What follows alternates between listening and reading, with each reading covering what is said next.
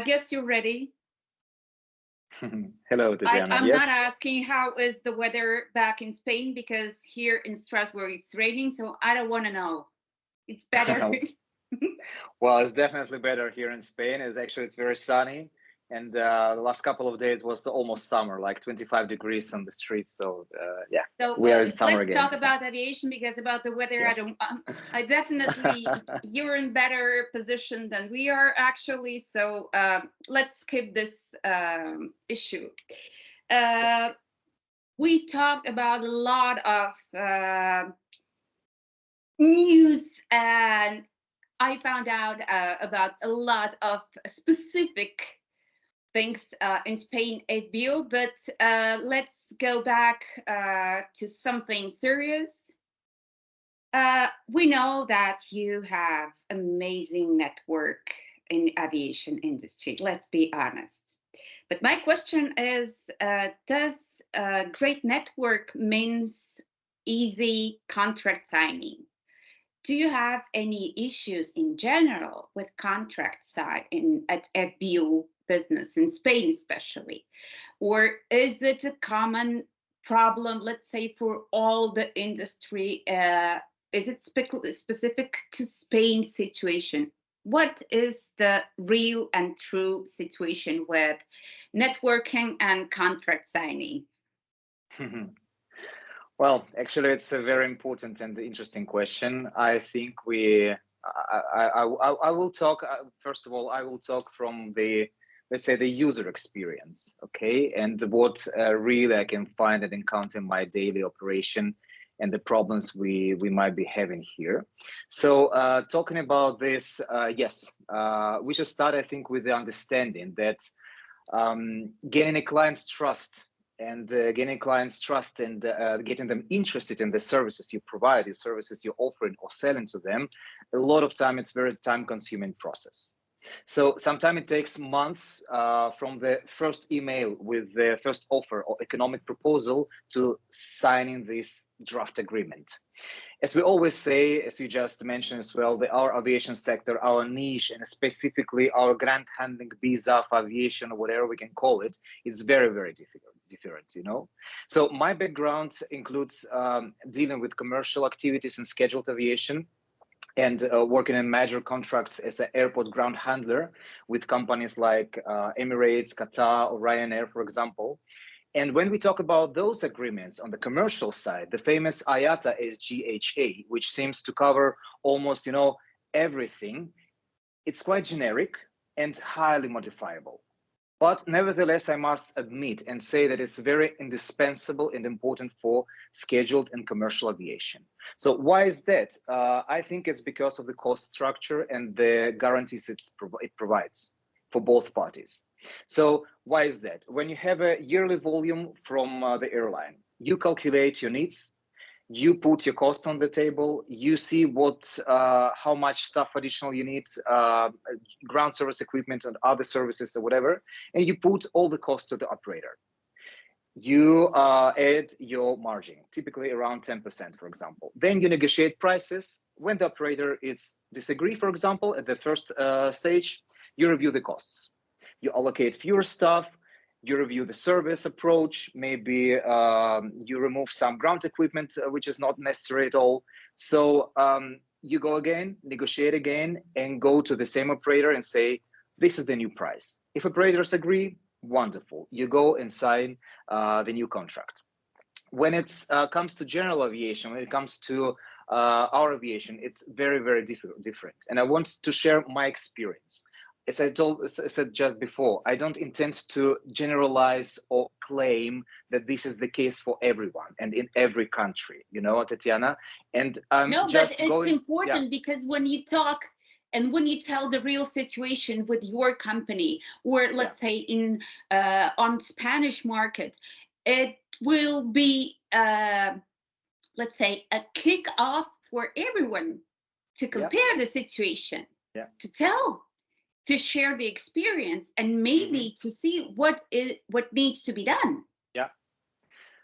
Yeah, this is true. And this is why I just wanted to start with comparing the SGHA contracts and draft between the commercial aviation and the business aviation.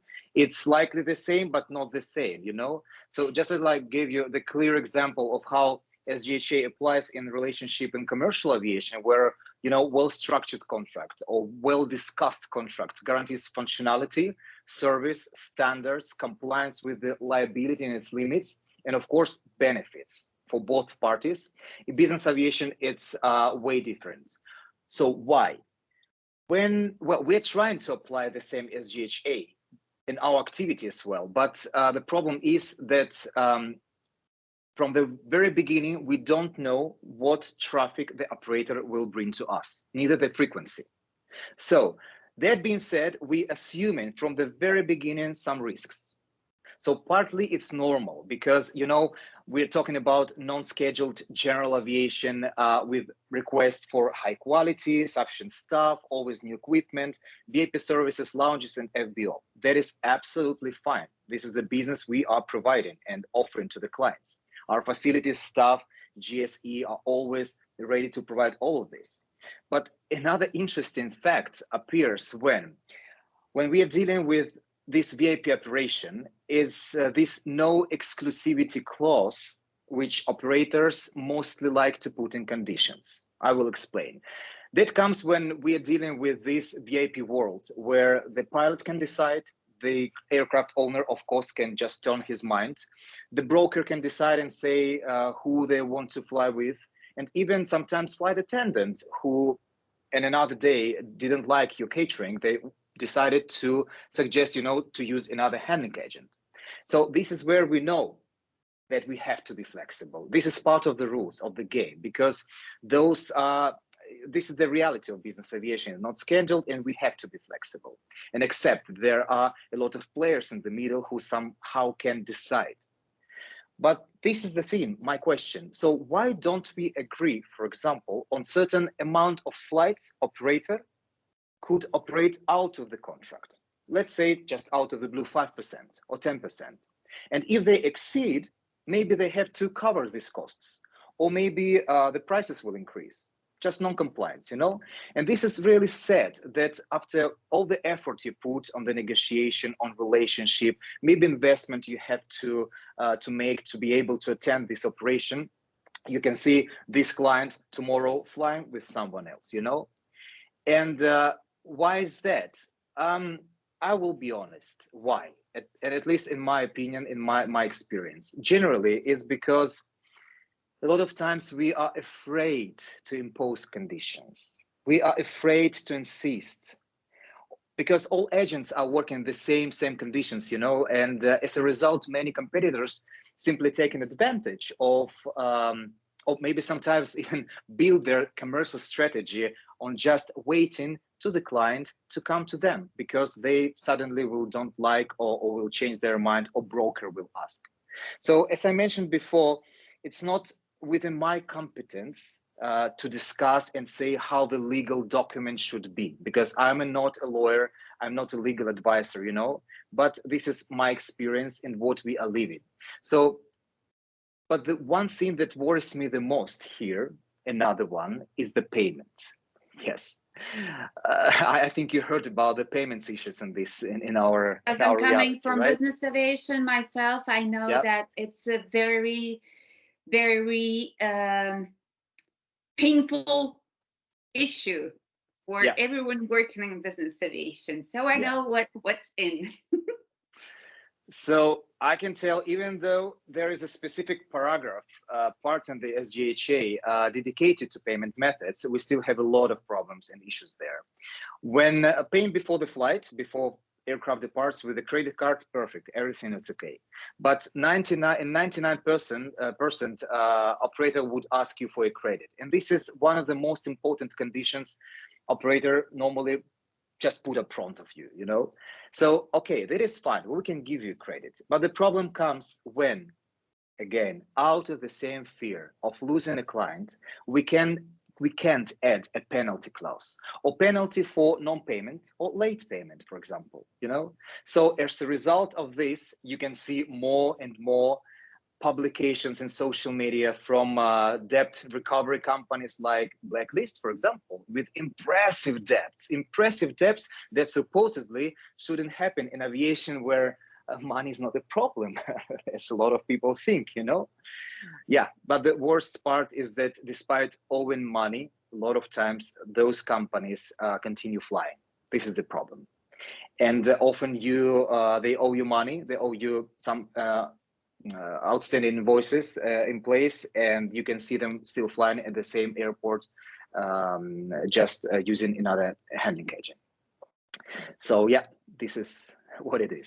Do you think that during European aviation event, we should have a round table and honestly put, you know, everything on a table? Because the longer we wait for the situation to somehow, by a miracle, become normal, the less hope we have that it will actually happen.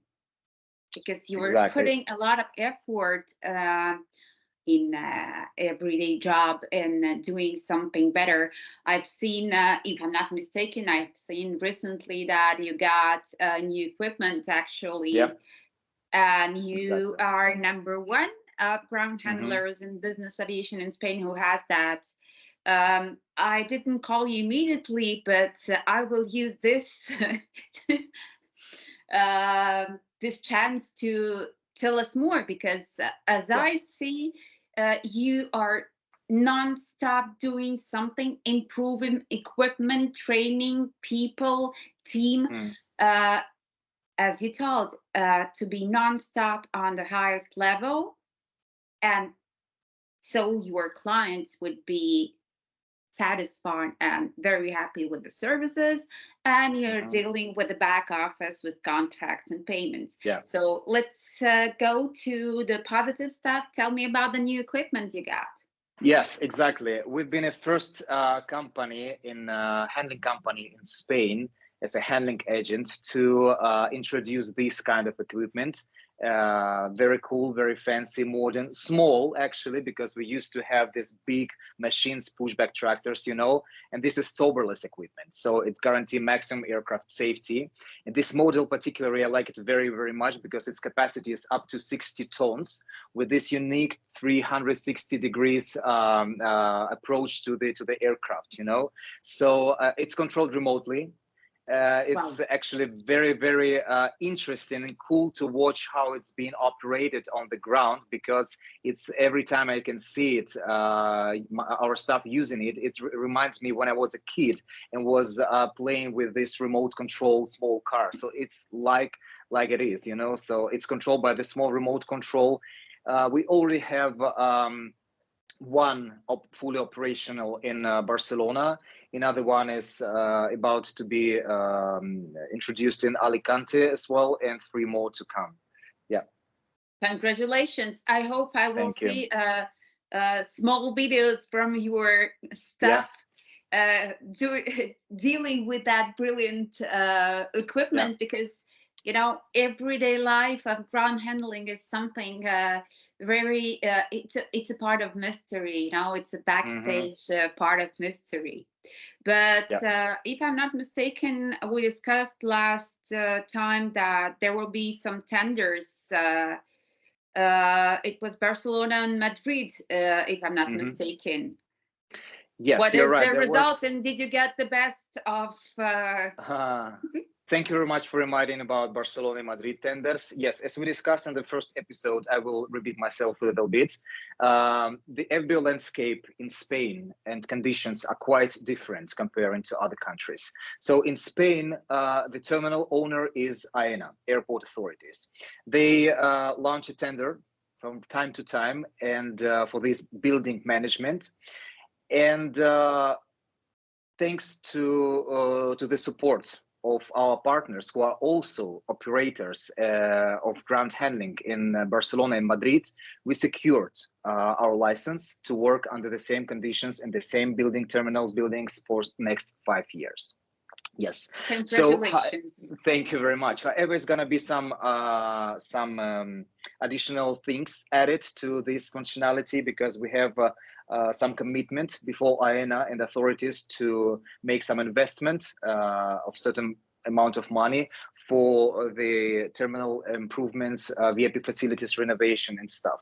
So this is going to be a message to all our clients, that they can be rest assured that after the last tender published by AENA by the, I believe it was at the end of 2023, General Aviation Service has not been left out, and we are in, and we continue to provide services just like as before, in the same seat, in the same place. So you're more than welcome to come. My question, you are investing, you are participating in tenders. You're innovating, you're improving. And I have a simple question. Being different and being nonstop in movement, and what are, in fact, main criteria or points how the client makes this choice? Because especially in Spain, if you are in the same building, and with all the information I got from you about the specific rules and regulations in Spain, okay, I'm a client. A lot of companies will tell, I'm different. Listen, I'm totally different from my concurrent sitting in the next room and so on. But let's be honest, there comes a moment when crew members should just take a decision, or the broker takes a decision. How it's done, and how you get the best clients? What exactly is? What are you doing? Yes, this topic of how to be different, I particularly like it very, very much. You know, being different is really hard. If you're just like everyone else, people might not even notice you and forget about you very, very soon. So it's tough to stand out, especially in our case when there are so many other companies with maybe more famous names around, you know. But if you're sure about the quality of your service, about your people, about your team, about the leadership, that's the key to success. And you have nothing to be afraid of, actually. You know, as a service provider, it's important to become, as I always say, essential to your clients. They should feel like they can't do stuff without you, and they should trust you to keep them like safe and secure all the time. Last year, as you know, we did really, really well. By breaking all our records for numbers and market share. In our business strategy, we prioritize understanding the client's needs over talking about prices and conditions at the first place.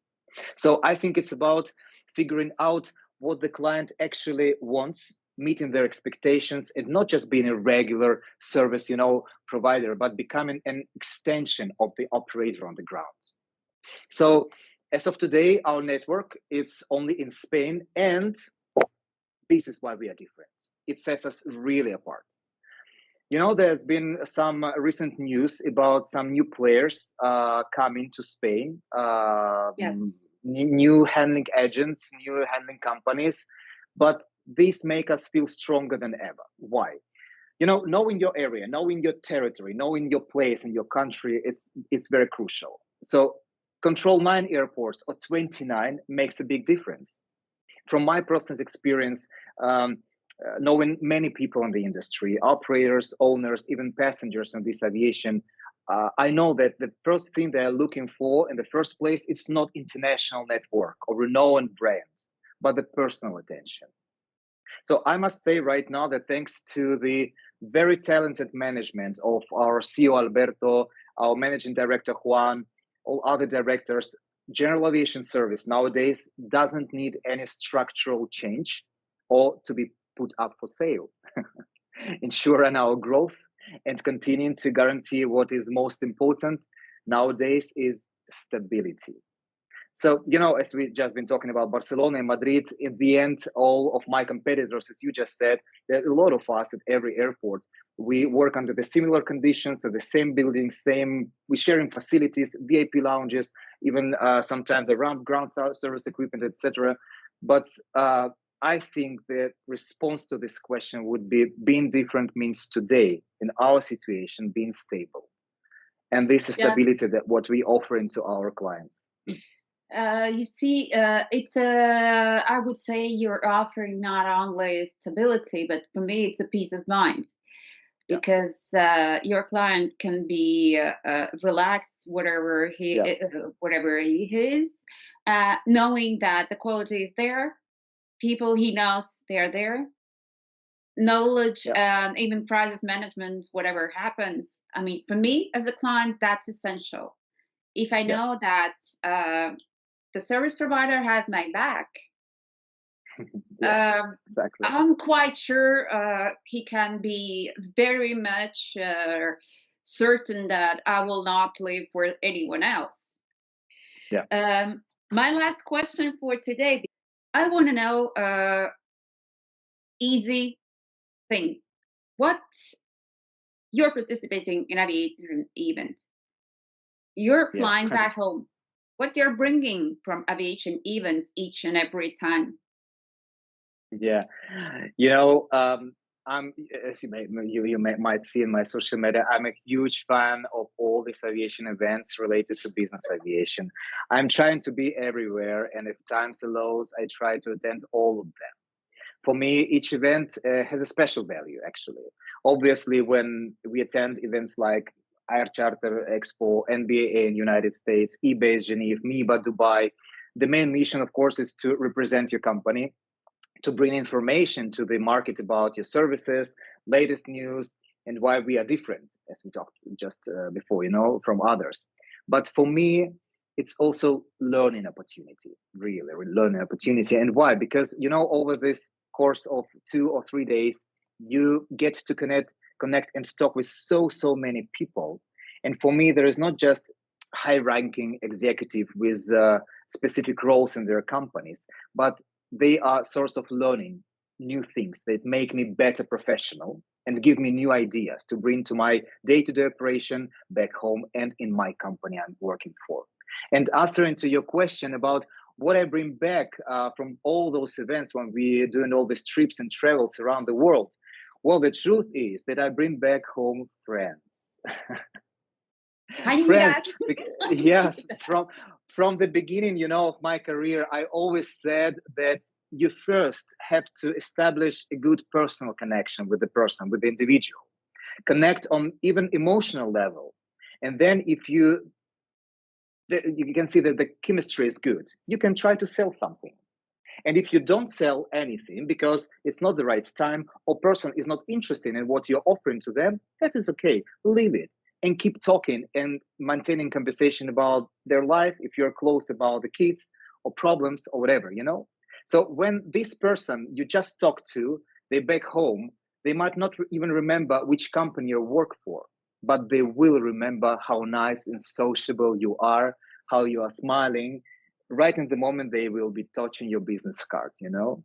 So now I'm really, you asked before what our next events and participations would be. So I'm really gearing up and starting my engines for the next big trips. The next one will be Air Ops in Brussels next month in February. Then we will be participating in NBAA Dallas, yes, and schedules and departures. Yes, and then we also will be attending the spring launch by Air Charter Association, and of course, eBase will be there. As always, we will be exhibiting with our booth this year, bigger one. So yeah, we'll be more than happy to see our friends and clients and new possible clients at any of these events. Actually, next week, I just reminded me that next week I'm traveling to Poland for the first time. I've been invited to celebration of 20th anniversary of Jet Story Yeah, It's yeah, yeah, one of yeah. our valued clients. They invited me to participate and to share these moments with them. So follow my social media, and for sure you will see some pictures, nice pictures from all these events. But yes, we'll be more than happy to meet you all in all these trips around the world, anywhere, and to discuss business or your personal life if you want. Perfect. I know that after the second episode, you will have a lot of new followers. Thank you. It's And be good. ready to discuss maybe some different ideas, because after the first episode I got some feedbacks. No, it should be done different. And then I thought, okay, we are open to talk with Sure. everyone. So this is the point. Share the real situation, and to start a discussion to find Yeah. a solution for better business. Exactly. Perfect. I will be checking Air Ops. I hope to make it this year. So we will definitely take a photo on Coffee Social. Yes. Thank you We'll very definitely much. do. Looking Thank you, forward. Tatiana. Thank you for your time. It was a pleasure to be with you.